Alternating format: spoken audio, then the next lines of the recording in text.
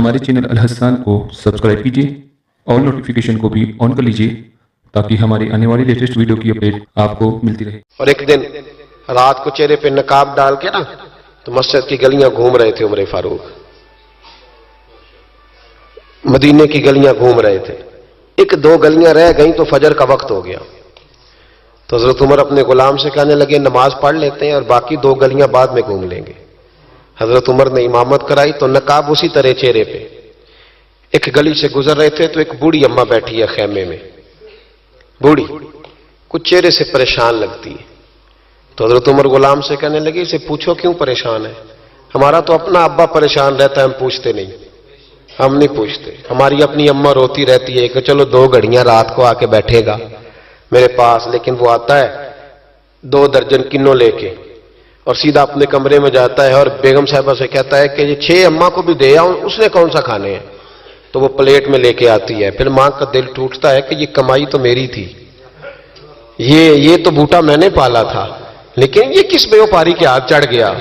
ہم تو اپنے ماں باپ کو ٹائم نہیں دیتے، لیکن جب لوگ اللہ سے ڈرتے تھے رویہ کیا تھا؟ حضرت عمر فاروق رضی اللہ تعالیٰ عنہ خادم سے کہنے لگے بوڑھی سے پوچھو، تو پوچھا اماں السلام علیکم۔ وعلیکم السلام۔ اماں کیا بات ہے؟ تو اماں کہنے لگی جاؤ دوڑو، تمہیں کیوں بتاؤں، دیہات کی سیدھی سادی بی بی، جاؤ بھاگ جاؤ۔ کہا نہیں اماں مہربانی کرو اندر تو آنے دو۔ بڑی منت کے بعد اماں مانی۔ عمر فاروق عام آدمی نہیں جس سے دنیا کامتی ہے۔ حضرت عمر اندر گئے، اماں کیوں پریشان ہو؟ تو اماں کہنے لگی تمہیں کیوں بتاؤں، میرا اپنا دکھ ہے، چل اماں بتا دے تیری مہربانی۔ تو اماں کہنے لگی میں ایک بیوہ ہوں، بے اولاد ہوں، کوئی میرا سہارا نہیں، مجھے عمر فاروق سے بڑی شکایت ہے، میرے اوپر 25 دینار کا قرضہ چڑھ گیا ہے اور 3 دن ہو گئے میں نے روٹی نہیں کھائی، اور عمر نے میری خبر نہیں لی۔ حضرت عمر کو پتہ چل گیا لوارث ہے، اس کا کوئی 2 4 10 ہزار ووٹ کوئی نہیں، ایک کو میکے سے 6 مربے نہیں لے کے آئی، ایک اکیلی تنے تنہا۔ اور بھائی جب اللہ کا خوف ہوتا ہے تو پھر انسان ان غریبوں کو بھی مناتا ہے، پھر ریڑی والے کی بھی اہمیت بڑھ جاتی ہے، پھر رکشے والے کی قدر بھی بڑھ جاتی ہے۔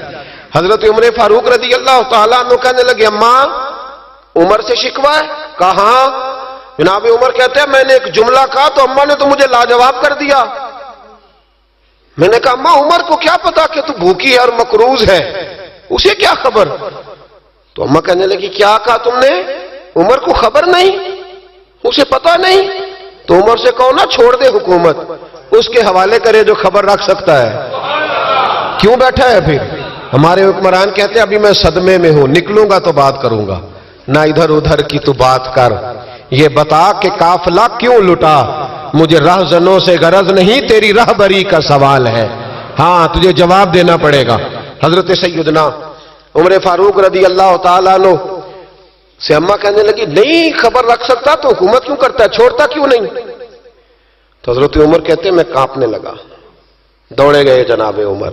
میں نے کہا اس اماں کا 6000 ووٹ نہیں کہ اس کی قدر کی جائے، یہ اماں کوئی بہت آکسفورڈ یونیورسٹی کی ڈگری ہولڈر نہیں کہ اس کی بات مانی جائے، کہ لاوارث اور بیوہ بی بی۔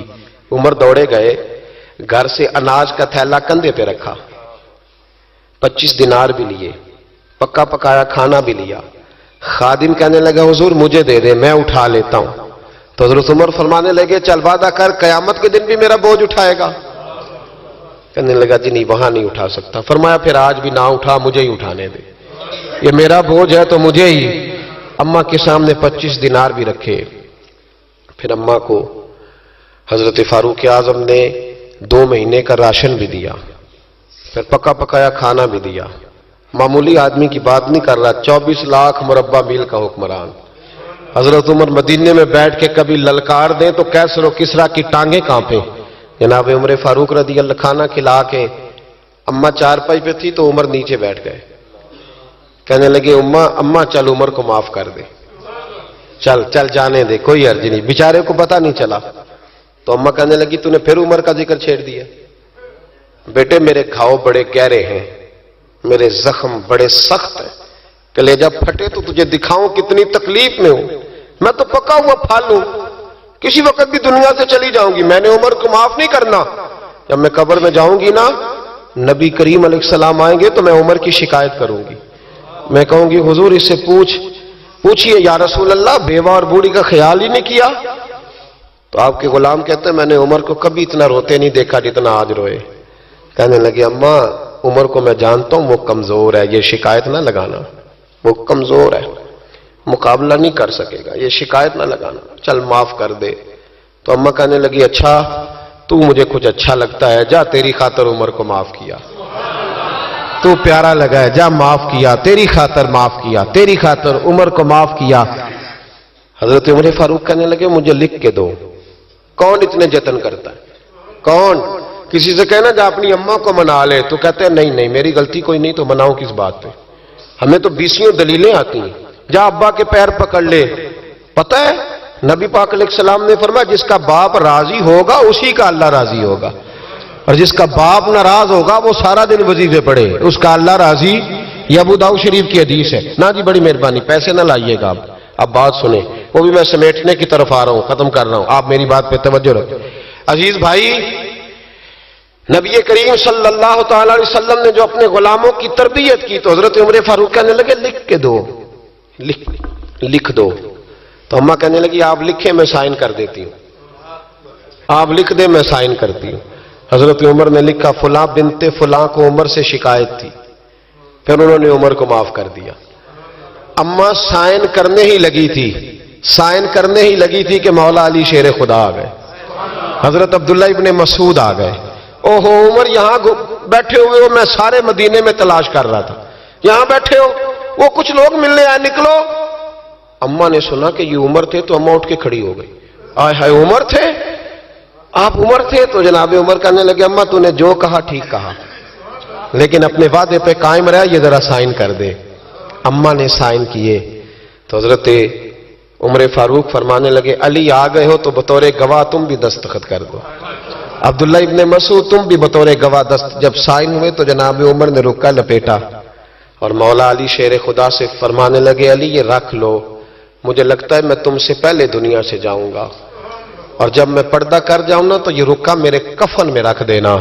अगर हुजूर अलैहिस्सलाम ने पूछा ना मेरी उम्मत के साथ क्या सलूक करके आए हो, तो रुक्का निकाल के कहूंगा या रसूलल्लाह एक बूढ़ी नाराज थी, मैं उसे भी राजी करके आया, हुजूर ये मैं राजी।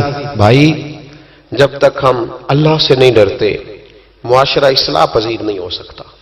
जब तक ये वजीफा पक नहीं जाता कि अल्लाह मेरे साथ है और अल्लाह मुझे देख रहा है, तब तक हालात बेहतर नहीं हो सकते।